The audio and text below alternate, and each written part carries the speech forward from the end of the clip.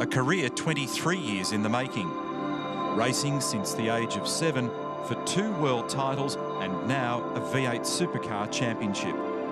Today on V8 Extra, the James Courtney story, his life away from the circuit and that switch to the Toll Holden racing team.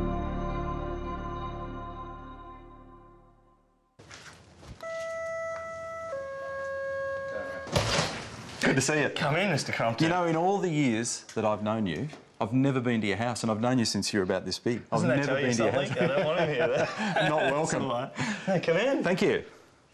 Look at this. First thing I spot is car racing, and I came here to talk about things other than car racing. Yeah, I try and hide it, but this is the only sort of racing thing we have in the whole house. But it's I'm just fanatical about my helmets. I like to keep them all, so it's because most of our stuff gets given back to the team and race suits and whatever. So yeah, I've got my Junior World Championship, the one that I wore, the Senior Karting World Championships. This is the one I had on at Homebush. Won the championship in that one? Won the championship in that one. There's a little championship trophy, which is neat.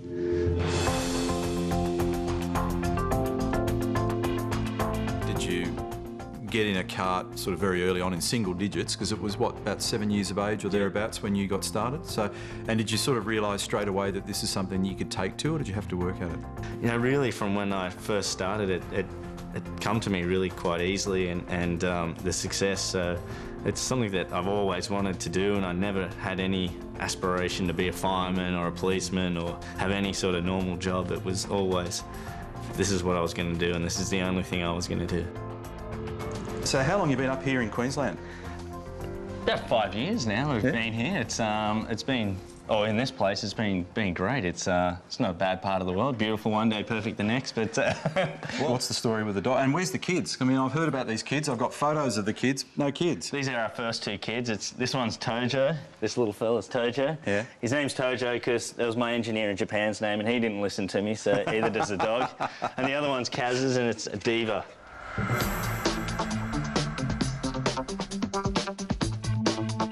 Well, there's an international kart race each year in Australia. Europeans come out for it all the time. A lot of senior guys come out each year. This year was 1995. They brought out the hotshot European Junior, and he was supposed to just destroy everyone.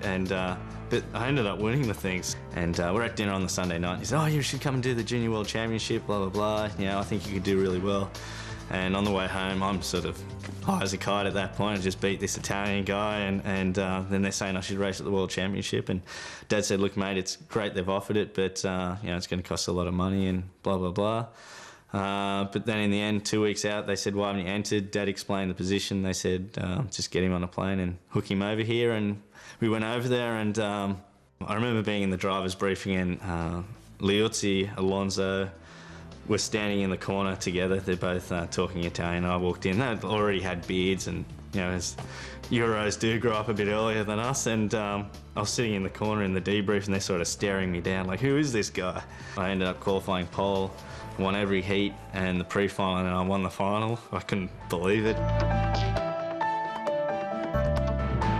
And then you went on and picked up another World Championship in 1997 in Formula A, which was serious. Yeah, and you know, it's there's only a few guys that have backed it up in both senior and junior, and yeah, that was pretty cool to you know, to be able to do that and be one of those guys. Who are they? I think it's Fisichella and Trulli are the only other two. To the top of the concrete, the level of the grass. Was there ever a time where you thought it was not going to happen? Yeah, well, for sure. There's been times where I thought about packing it in. It's you know, back when I was trying to make the transition from karting to car racing, there was a period there where nothing nearly all happened. Very, very close to, you know, this not happening and me being a carpet layer with my dad. I lost movement. I was paralysed on the right side for a little while. So you're very much a Western Sydney guy. I'd had enough. I'd been away long enough. I'd achieved what I wanted to. These things, but as you quickly find out in motorsport, you need a whole lot more to make it go round. So tell me what happened next and how you're able to get all that cranked up. The karting thing had pretty much been done. I'd done everything I could. It was 1998. I was back here. It was Bathurst time. I was up at Bathurst trying to, you know, have a bit of a look around, show my face, and talking with a few people and letting them know that you know, the karting thing was done. I was getting pressure from Mum and Dad to, you know, can't be a go-kart racer forever, to get a trade and whatever. And So then I got the opportunity to meet a guy called Alan Gow that next week, who was the, at that time he owned the British Touring Car Championship, pretty influential guy in Europe. Pretty much offered to pay for my first year of cars in Formula Ford, and then said if you're good enough, someone's going to take care of the rest. If you're not, we had a crack at it. So he said, what do you think? Go away and have a think about it. So I went away and come back with yes. So Alan Gow underpinned your British Formula Ford. Yep. Which you ultimately won that championship. Then there was British Formula 3. Yep. And I think in this phase was about where at Carlin Motorsport, where you hooked up with Adrian Burgess, who was later to work with you at Jim Beam Racing last year when you picked up the V8 championship. Yeah, when I won the Formula Ford championship, I got the opportunity to go and test with Jaguar for their junior team, which was the Formula 3 team. We went to Spain, Valencia, tested with a heap of guys, and there was about 8 of us, and we all had a sort of shoot off, and I ended up getting the gig, which was awesome. That year I think I was 3rd in the championship, maybe, or 4th in the British F3 championship. The next year is when I hooked up with Adrian at Carlin, and he was my engineer, and we should have won the championship, but ultimately we ended up 2nd. So tell us about that, driving the Formula 1 car, the accident and the impact on your career. Well, driving the F1 car was unbelievable. Part of the deal with being the Jaguar junior driver is you did, testing and things. So, I did quite a few tests in those things. They were unbelievable. It was mega cars. Your goal as a kid, you're growing up, that's what you want to be. And I was doing it, so I couldn't believe it. But when you go into those speeds and things break, it gets pretty hairy. So I had a big accident at Monza. So the rear wing fell off the Jaguar. At one of the times the rear wing fell off. At Silverstone, at Monza, in that accident, it was the rear suspension failure. So it, we still hit doing 320 kilometres an hour or something, and it knocks you around a bit. I lost movement. I was paralysed on the right side for a little while. It took out a couple of hours for that to come back, but then I had pins and needles for a long time. Brain was swollen and bleeding for a little while, and it took about 9 months for that to completely heal because brain's trying to run the rest of your body. But I had to miss out on about, I think it was 2, maybe 2.5, 3 months of the British F3 Championship, which ultimately is what cost me the win, because they said if I had another impact with your brain in that position, I would have been in a lot more trouble. And did that effectively end your possibilities with Formula 1? I don't think it ended it. It probably changed my opinion of Formula 1. Definitely if I didn't have the accident and I won the championship, and it would have probably been a little bit different. But things happen for a reason. I wouldn't change it.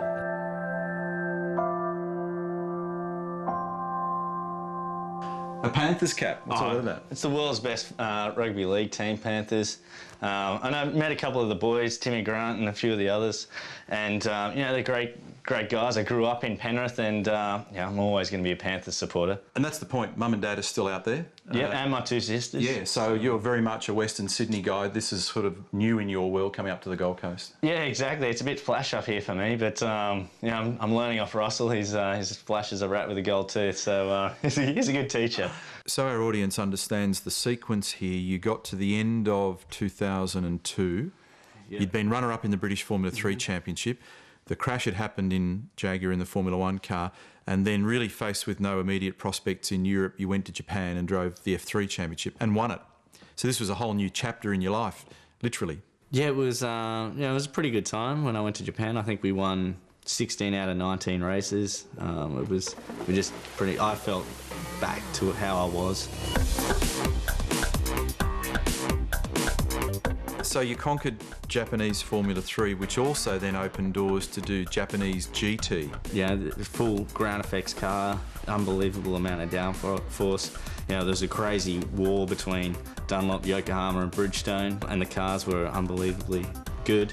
So, and all the races that were over 500 kilometres, so they're all endurance stuff, like you said. So you did have to learn to manage the tyre really quite well. To do well at what you guys do, it's a pretty selfish sport. Basically, it was a disaster, wasn't it? Oh, it's horrendous. I came in with a bang, but it was the wrong bang. To potentially reignite either the European or your American race career, there were people that were willing to fund that, but that meant more career debt. which you'd already carried from the initial loan from Alan Gow. Mr. Gow. And tearfully, you told me that you didn't want to continue overseas, that you wanted to live the Australian racing dream. And it was a very resolute and very clear and very serious James Courtney that said that in no uncertain terms. Yeah, we had great success in Japan, back on top of my game, had the opportunity to go and do the Formula One thing or go to America or come back here. And this is exactly, I'd had enough. I'd been away long enough. I'd achieved what I wanted to. Being away from, it was 15 to whatever it was, 25 or whatever I was at the time, you'd lose your... I already lost my childhood doing karting, but I'm not saying that was a bad thing. It's what I wanted to do. But then to be away from 15 to 25, they're pretty influential years in your life, and to be away from your family and the people you grew up with and all that sort of stuff, it wasn't all beer and Skittles while you're away. It was pretty tough. So it was... I'd met Karis. I just wanted to settle down and have a bit of stability in my life. Like I said, I felt I'd achieved enough to keep me happy, to never be thinking, oh, what if, or oh, should have I done that. I firmly closed that door and opened up another one and wanted to come back here and start a life. His head looked straight down the barrel. About 10 years ago we met, but I'm from Penrith as well.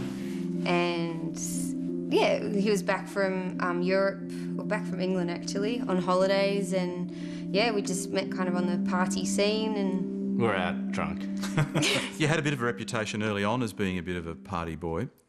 Is he a party boy, and have you managed to calm him down, Karis? I don't know if it's me, but in 10 years we've gone through lots of different stages, and definitely the last 3 years he's grown up a little bit with the children, and it's just, we enjoy different things now, and yes, we like to go out, but it's, he's finding different ways to enjoy, I suppose. Are you going to be able to climb in this tree? To do well at what you guys do, it's a pretty selfish sport. Like, you just have to think only about yourself and how you can achieve, and that's how you do it. So I respect that. But with kids, they don't care what you do. And so when he came home and, we weren't they weren't bowing to him or, worried that he'd had a bad weekend, he started to realise there's more to life, and I think that was a bit of a life changer for James. Tickle face. But I have spotted this over here, which is a bit of fun. So you've got the cubby hut. Now, is this where you sit down and sulk on the weekends, after the weekends that don't go too well, or if it's a dodgy weekend, or I've annoyed Karis after going there, so we made sure it was good. We put some carpet in there so it's nice and comfy for me. But no, we gave that for the kids for Christmas. It was a Christmas Eve build. Mark Scaife gave you the opportunity to join the Holden racing team to do the enduro races at Phillip Island and Bathurst, and so that commenced your V8 career. That was 2005, I think, from memory. Yeah. And Mark wanted you to stay at the Holden racing team, but at that stage there was really kind of no room, so you would have been slightly pocketed and in the wings. However, the opportunity came up to drive for Stone Brothers up here in Queensland, and you took that opportunity. And it was an interesting phase in your life because it just didn't quite click, is probably the best way to describe it. And I want you to go back and think about Clipsal in 2006. Yeah, you do, unfortunately, because it was, it's hard to describe it in any other terms than basically it was a disaster, wasn't it? Oh, it's horrendous. I came in with a bang, but it was the wrong bang.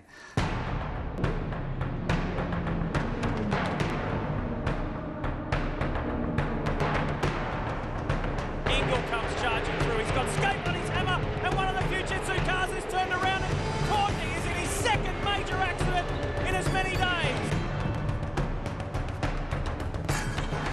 There's one thing racing drivers aren't short of. It's confidence in themselves. But for sure, look, SBR had won 3 championships in a row.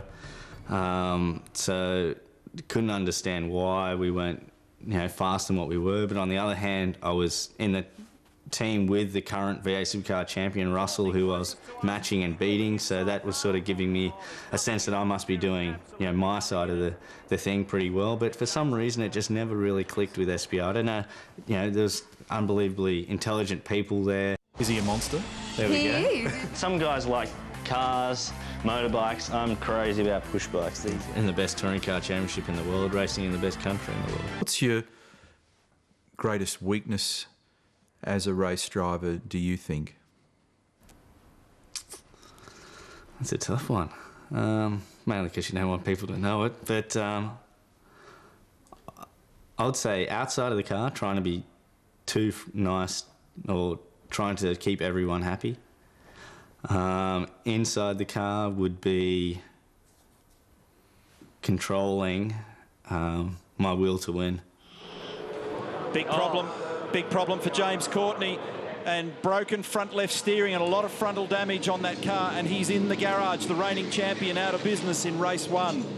When you have to deal with the downside of the business, which unfortunately in motor racing is very often the majority of your life, it's harder to get results than it is to not get them. What's the atmosphere like in here from a household standpoint? I mean, is it when you have a run of outs, you've had them, everybody has them. What's it like from a household standpoint for you? Terrible. Is he a monster? There we go. He is, but this is why I encourage the cycling, because he's found finally his outlet. It's jump on the bike, take his legs for a spin, and he, Comes back vents after that way instead of venting through just, being a bit frustrated for a few days. Some guys like cars, motorbikes. I'm crazy about push bikes. These are my little babies, and as much as it annoys Karis to have these guys hanging around in the house, it's This is a trick-looking thing, this thing. Carbon fibre, and it is ridiculously light.